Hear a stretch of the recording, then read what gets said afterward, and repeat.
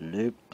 The president will disown his allies quietly. After listening to the previous interview with the country boss, a pictograph of a cunning shepherd who will disown his flock in either greener pasture or wilderness has been fictioned by the sources. Such interview portrayed a man who had a vision of prosperity, not change, and more could envelope from Dr. Bill, especially how he intends to run the office and tame his allies from next year. Sources have revealed the president will disown his allies quietly. From the study, this man will turn into a formless servant of the nation who operates from a bottomless edge, but if you joke, it won't matter to him how long you have worked together or how much you have passed through, since his aim could stick on prosperity over vision, not transition of the status quo. In fact, his frequent trips outside the country, Dr. Bill could change the gears by limiting the trips and starts injecting the harmless vaccine to everyone who plays his cards. This country could soon turn into his house, where he operates in every sector and chills everyone who tries to scrutinize his functionality. This means that even the independent bodies will feel the injections to the bottomless point, since nothing could escape his nose. The judiciary is likely to face the real doctor of vision, and the colleagues will be left guessing his intention with the sudden changes he will be making in the system of administration.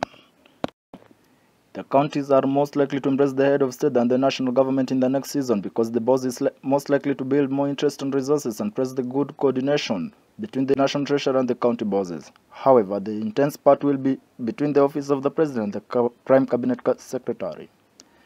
Office of the deputy president could exist as a spectrum office where anything can pass through and turn into a vessel of covering up the weak links in the regime. This won't exclude the office of the opposition. The legislature could face rough time with settling the pressure between the opposition and the deputy country boss, whereas the head of state will be busy in various localities overseeing functions that are meant for the prime cabinet secretary.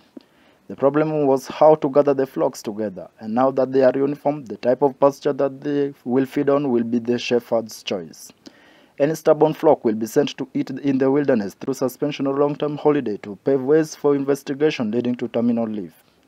More questions will come from the allies in the regime than the opposition. Moreover, the strong partnership between the opposition and the office of the president will raise eyebrows, but it is just a strategy for mixing the 27th election and retaining the seat among the confused citizens, leaders, and that's how they are confused and tied the elephant and the crocodile. Then let them fight in a game.